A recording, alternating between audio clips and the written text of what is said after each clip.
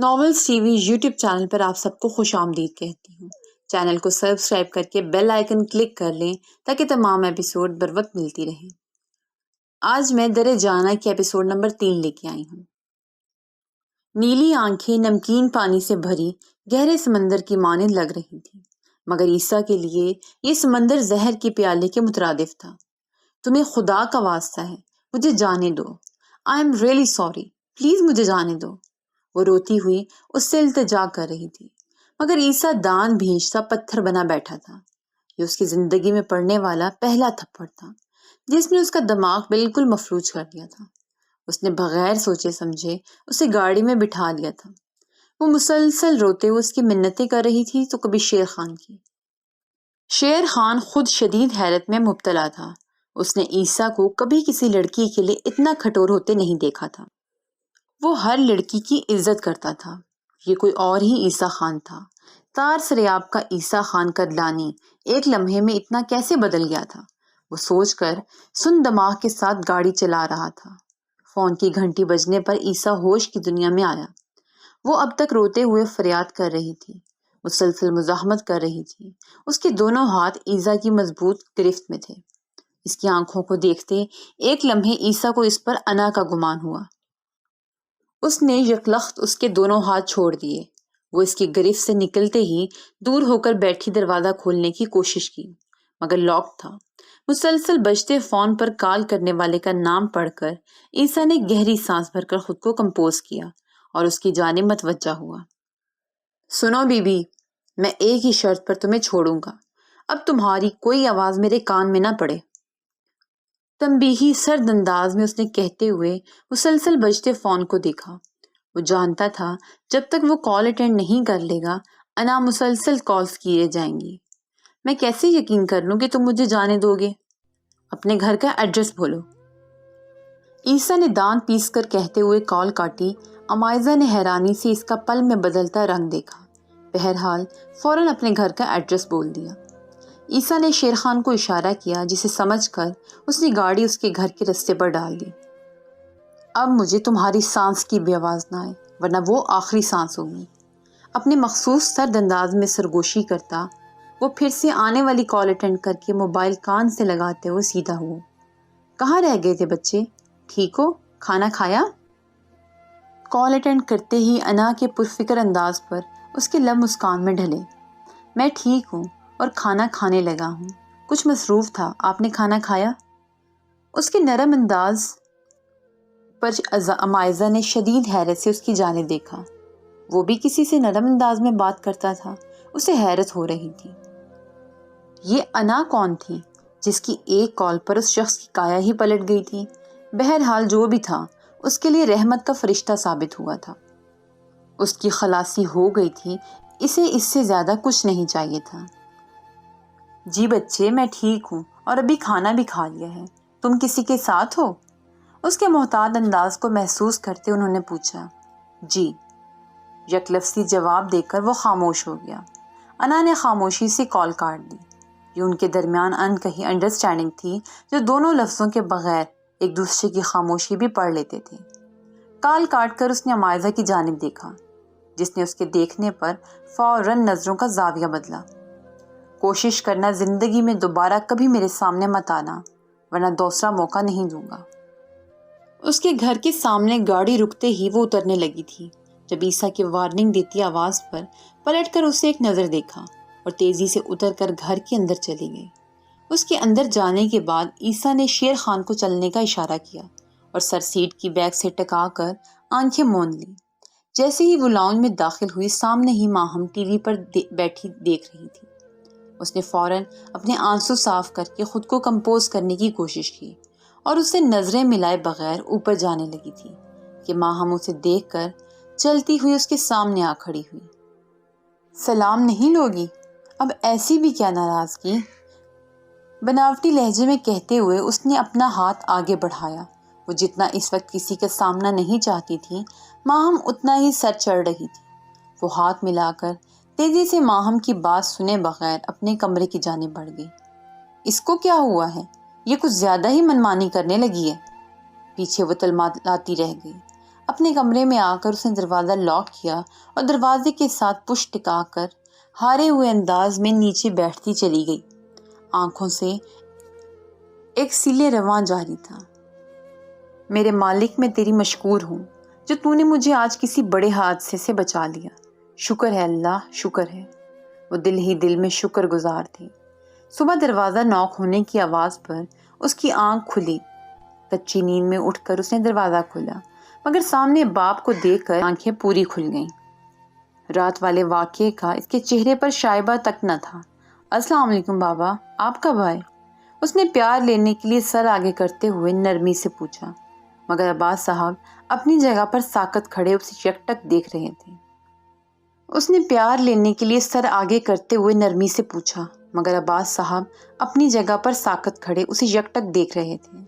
کچھ غیر معمولی محسوس کر کے اس نے اپنے باپ کا چہرہ دیکھا، مگر ان کی آنکھوں میں اجنبیت دیکھ کر اس کا دل لمحے کو ڈوب کر ابھرا۔ میرے ساتھ چلو، سرد انداز میں کہہ کر وہ واپسی کے لیے مڑ گئے۔ وہ کچھ دیر پریشانی اور حیرت سے ان کو جاتا دیکھتی رہی، پھر جلدی سے اپنا دوپٹہ بیڈ سے اٹھا کر ان کے پیچھے بھاگی۔ ڈرائنگ روم میں داخل ہو کر اس نے نگاہ دوڑائی جہاں اس کا باپ سر جھکائے بیٹھا تھا۔ ان کے ساتھ اس کی سوتیلی ماں بیٹی حقارت بھری نظروں سے اسے ہی دیکھ رہی تھی۔ سامنے والے صوفے پر ڈھلتی عمر کا کوئی اجنبی شخص تھا۔ آؤ آؤ محترمہ، بیٹھو، دیکھو کیا گل کھلائے ہیں تم نے۔ اسے دیکھتے ہی عظمیٰ بیگم نے طنز کرتے ہوئے اشارہ سامنے بیٹھے اجنبی کی جانب کیا۔ وہ ہکا بکا کھڑی کبھی انہیں کبھی اس اجنبی شخص کو دیکھ رہی تھی جس کی نظریں اسے اپنے پار ہوتی محسوس ہو رہی تھیں۔ اس نے بے ساختہ دوپٹہ اپنے گرد اچھی طرح لپیٹا۔ اب یہ پارسائی کا ڈھونگ کہیں اور جا کر رچاؤ بی بی، ہم تمہارا اصل رنگ دیکھ چکے ہیں۔ نفرت و حقارت سے کہتے ہوئے عظمیٰ بیگم نے ایک سفید انویلپ اس کے قدموں میں پھینکا۔ اس کا باپ اس سارے عرصے میں اب تک سر جھکائے بالکل خاموش تھا۔ معاملے کو سمجھنے کی کوشش کرتے ہوئے اس نے ڈوبتے دل کے ساتھ حیرانی و پریشانی کے عالم میں وہ انویلپ اٹھایا اور کانپتے ہاتھوں سے اسے کھولنے لگی۔ اندر کچھ تصاویر تھیں۔ تصاویر اتنی نازیبا تھیں کہ انویلپ تصاویر سمیت اس کے ہاتھ سے گر گیا۔ اب معاملہ اس کی سمجھ میں آیا تھا، مگر دماغ سن تھا۔ اسے لگا گویا اس کے پیروں تلے سے زمین کھینچ لی گئی ہے یا سر سے آسمان ہٹا دیا گیا ہے۔ کچھ لمحے تو وہ سن کھڑی رہی، اس شخص کی جانب دیکھا جو خباثت سے مسکراتا اسے ہی دیکھ رہا تھا۔ اس کا دل بری طرح سے کانپنے لگا۔ وہ ڈگمگاتے قدموں سے اپنے باپ تک پہنچی اور ان کے قدموں میں بیٹھ گئی۔ بابا، یہ سب جھوٹ ہے، میں نے ایسا کچھ نہیں کیا، پرامس بابا، میں نے کبھی ایسی کوئی حرکت نہیں کی جس سے آپ کا نام، عزت، رتبہ اور داغدار ہو۔ بابا میری طرف دیکھیں نا۔ وہ ان کے گھٹنے پر ہاتھ رکھ کر کسی چھوٹے بچے کی طرح انہیں اپنی بات کا یقین دلانے کی کوشش کر رہی تھی، مگر وہ ٹس سے مس نہ ہوئے۔ بابا میری بات سنیں، اپنی بیٹی کا یقین کریں۔ اللہ کی قسم بابا، میں نے کچھ نہیں کیا، یہ جھوٹا ہے، الزام لگا رہا ہے۔ ایسا کچھ نہیں ہے بابا، میرا یقین کریں پلیز۔ وہ ان کو جھنجھوڑتے ہوئے چیخ چیخ کر اپنا یقین دلانا چاہ رہی تھی، مگر وہ گویا پتھر کا بت بن گئے تھے۔ یہ میرے بچے کی ماں بننے والی ہے، جھوٹ بول رہی ہے یہ۔ جھوٹے انسان، خدا کا خوف کرو، میں تمہیں جانتی تک نہیں ہوں۔ وہ حلق کے بل چیخی۔ بابا یہ شخص کاذب ہے، پلیز اپنی بیٹی کا یقین کریں، میں نے کچھ نہیں کیا، پلیز میری طرف دیکھیں نا، مجھ سے بات کریں بابا۔ وہ حلق کے بل چیخ چیخ کر یقین دہانی کروانے کی ناکام کوشش کر رہی تھی۔ اس کا دماغ سن ہونے کے قریب تھا۔ یا اللہ، تو جانتا ہے میں نے کچھ نہیں کیا۔ بابا پلیز، اللہ کی قسم میں نے کچھ نہیں کیا۔ کیا مجھ سے بات نہیں کریں گے آپ؟ مجھ سے بات کریں بابا، ان کو جھنجھوڑ کر کہتے ہوئے وہ پتھر کی ہو گئی جب وہ سینہ پکڑ کر ایک طرف کو ڈھہ گئے۔ عظمیٰ بیگم نے اسے دھکا دے کر پیچھے کیا اور ملازم کو آوازیں دینے لگی۔ ملازم اور اس اجنبی شخص کی مدد سے کب اس کے باپ کو ہسپتال پہنچایا گیا اسے کوئی خبر نہ تھی۔ وہ وہیں ساکت بیٹھی تھی، نہ اس میں ہلنے کی سکت بچی تھی نہ کچھ بولنے کی۔ چیخ چیخ کر اس کا گلا بیٹھ گیا تھا۔ ہوش کی دنیا میں وہ تب واپس آئی جب ماہم نے آ کر اسے بازو سے ہلایا۔ اٹھو، جا کر اپنا ضروری سامان پیک کرو، تمہارے ڈیئر ہسبینڈ تمہیں لینے آئے ہیں۔ اس کے ایک ایک لفظ میں حقارت اور طنز تھا، مگر اس کے لہجے سے زیادہ الفاظ نے عمائزہ کی روح کو چھلنی کیا تھا۔ وہ خالی ویران آنکھوں سے ماہم کو دیکھ رہی تھی۔ چلو جاؤ اور جا کر اپنا سامان پیک کرو، اسے بازو سے زبردستی اٹھاتے ہوئے ماہم نے چڑے ہوئے انداز میں کہا۔ ماہم، تم تو میری بہن ہو، بہنیں تو بہنوں کا مان ہوتی ہیں، سہارا ہوتی ہیں۔ تم تو میری بات کا یقین کرو نا، بابا کو بتاؤ میں نے کچھ نہیں کیا۔ کیا تم مجھے جانتی ہو؟ میں ایسی نہیں ہوں۔ وہ ماہم کا ہاتھ پکڑے کسی چھوٹے بچے کی طرح منت کر رہی تھی۔ ایک لمحے کو اسے لگا گویا اس کا دماغی توازن بگڑ چکا ہے۔ اس نے تعصب سے اسے دیکھتے ہوئے سر ہلایا۔ اگر کانسیکوئنسز کی اتنی پرواہ تھی تو ایسی حرکت ہی مت کرتی۔ تمہاری وجہ سے بابا موت کے منہ میں ہیں۔ نفرت سے اپنا ہاتھ جھٹک کر کہتی وہ باہر نکل گئی۔ عمائزہ ڈگمگاتے قدموں سے اپنے کمرے تک آئی، دروازہ بند کرتے وہیں ڈھہ گئی۔ کچھ دیر بعد خود کو کمپوز کرتی اٹھی اور وضو کر کے جائے نماز بچھا کر نوافل ادا کرنے لگی۔ میرے مالک، تیری آزمائش بہت کڑی ہے، میں پورا نہیں اتر سکتی۔ میرے اللہ مجھ پر اپنا کرم فرما، میں تھک چکی ہوں۔ تیری دنیا مجھ پر جینا تنگ کر رہی ہے۔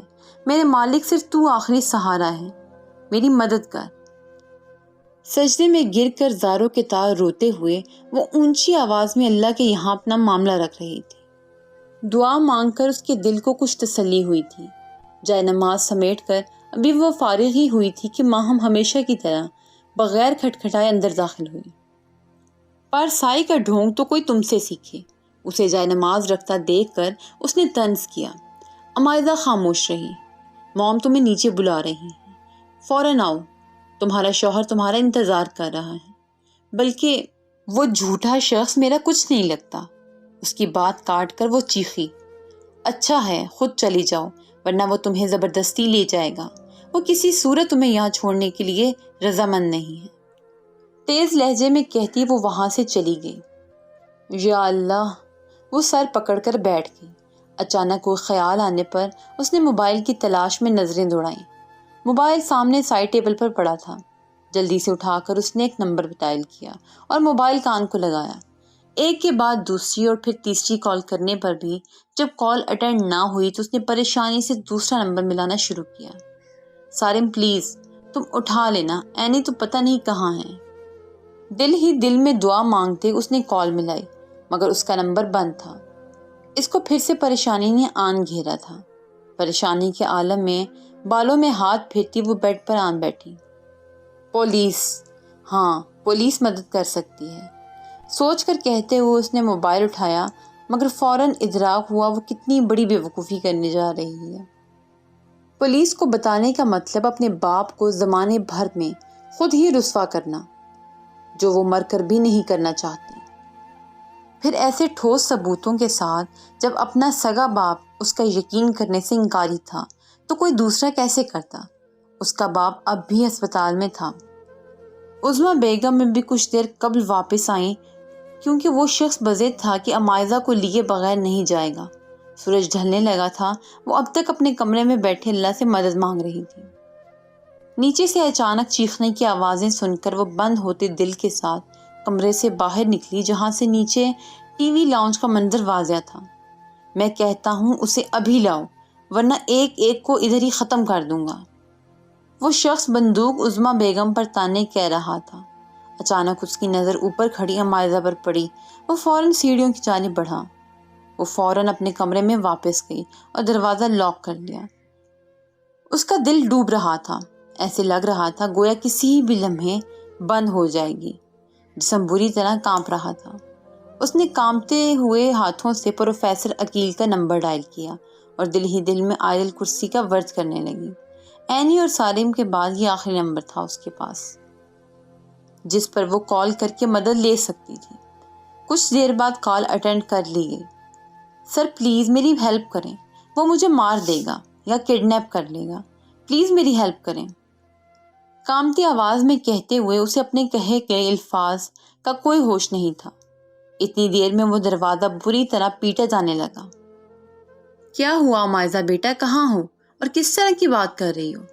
وہ اچانک صحیح معنوں میں پریشان ہو گئے تھے۔ امائزہ سے وہ بالکل بھی اپنی بیٹیوں کی طرح پیار کرتے تھے۔ مجھے نہیں پتا سر، پلیز مجھے یہاں سے بچا لیں، میں اپنے گھر ہوں، پلیز۔ بیڈ کے ساتھ نیچے بیٹھی ہوں۔ وہ بری طرح رو رہی تھی۔ دروازے کے لاک پر اس نے فائر کیا۔ دروازہ کھول کر اندر داخل ہو گیا۔ آپ پریشان مت ہوں، میں بس ابھی آیا ہوں۔ اسے دیکھ کر امائزہ کی گھٹی سے چیخ نکلی اور موبائل ہاتھ سے گر گیا۔ عظمیٰ بیگم اور ماہم نے امائزہ سے چھٹکارا حاصل کرنے کے لیے جو پلاننگ کی تھی، اسے اتنے شاندار طریقے سے پورا ہوتا دیکھ کر دونوں سرشار تھیں۔ صدیقی صاحب اس وقت عیسیٰ کے ڈرائنگ روم میں بیٹھے کل ہونے والی پیشی کے لیے اس کو بتا رہے تھے۔ جب امائزہ کی کال آئی، امائزہ کا نام سن کر عیسیٰ کے کان کھڑے ہوئے۔ کال کٹنے پر وہ بکھلاہٹ میں کھڑے ہوئے۔ کیا ہوا صدیقی صاحب، سب ٹھیک ہے؟ اس کا انداز سرسری مگر لہجے میں تشویش تھی۔ ان کے چہرے کا رنگ اڑا بتا رہا تھا کہ معاملہ گمبھیر ہے۔ خان صاحب، مجھے خود نہیں پتا اصل معاملہ کیا ہے، مگر میری اسٹوڈنٹ جسے کل آپ ملے ہیں، امائزہ عباس، وہ کسی خطرے میں ہے۔ چلے میں آپ کے ساتھ چلتا ہوں۔ وہ بے ساختہ کہہ گیا۔ گاڑی نکالو شیر خان، گارڈ ساتھ لے لیں، مجھے معاملہ ٹھیک نہیں لگتا۔ عیسیٰ کو اکیلے گاڑی میں بیٹھتے دیکھ کر صدیقی صاحب نے کہا، ضرورت نہیں ہے صدیقی صاحب، میرے زور بازو پر بھروسہ رکھیں۔ پستول میں گولیاں چیک کرتے ہوئے اس نے کہا۔ تب تک گاڑی فارم ہاؤس سے نکل چکی تھی۔ گاڑی گھر کے سامنے پہنچی ہی تھی کہ کوئی شخص مین گیٹ سے امائزہ کو زبردستی گھسیٹ کر باہر لا رہا تھا۔ اس کا دوپٹہ ندارت تھا۔ اس شخص کے دوسرے ہاتھ میں بندوق تھی۔ وہ مسلسل مزاحمت کرتے ہوئے چیخ پکار کر رہی تھی، مگر اس پر کوئی اثر نہیں ہو رہا تھا۔ پیچھے دو عورتیں چیختی ہوئی اسے روکنے کی کوشش کر رہی تھیں۔ یہ منظر دیکھ کر عیسیٰ کی آنکھوں میں خون اتر آیا۔ پروفیسر تو پھٹی آنکھوں سے سامنے کا منظر دیکھ رہے تھے۔ وہ تیزی سے گاڑی سے اترا اور اس تک چلتے ہوئے اس کے داہنے ہاتھ کا نشانہ لیا جس سے اس نے امائزہ کے بال پکڑے تھے۔ کانوں کو پھاڑ دینے والی ٹھاک کی آواز کے ساتھ ہی اس کی چیخ بلند ہوئی اور وہ نیچے جھکا، بازو پکڑ کر کرا رہا تھا۔ وہ کانوں پر ہاتھ رکھے وہیں نیچے بیٹھ کر سختی سے آنکھیں موند چکی تھی۔ عیسیٰ نے آگے بڑھ کر اپنی چادر اتار کر اس پر ڈالی اور واپس پیچھے ہو کر نیچے جھکے شخص کو بالوں سے پکڑ کر اس کا چہرہ اوپر کیا اور ایک زناٹے دار تمانچہ اس کے منہ پر مارا۔ پروفیسر نے آگے بڑھ کر فوراً امائزہ کو سنبھالا۔ اسے سنبھلنے کا موقع دیے بغیر عیسیٰ نے اسے ٹھوکروں کی زد میں رکھا۔ اس کی آنکھیں شدید سرخ ہو چکی تھیں اور دانت سختی سے بھینچے ہوئے تھے۔ اس کے ماتھے کی نیلی رگ واضح ہونے لگی تھی۔ بس کریں، خان مر جائے گا۔ اسے آپے سے باہر ہوتے دیکھ کر شیر خان نے فوراً آگے بڑھ کر بمشکل عیسیٰ کو روکا۔ وہ شخص نیم مردہ حالت میں زمین پر پڑا بے حس و حرکت ہو چکا تھا۔ عظمیٰ بیگم اور ماہم حیرت و پریشانی اور غصے سے اس اجنبی شخص کو دیکھ رہی تھیں جس نے بنا بنایا کھیل بگاڑ دیا تھا۔ عیسیٰ کی کال پر اب تک پولیس بھی آ چکی تھی۔ اس شخص کو پولیس کے حوالے کرتے ہوئے اس نے سختی سے اس کی چھان بین کا حکم دیا تھا۔ عیسیٰ خان کو دیکھ کر اسے گہرا شاک لگا تھا۔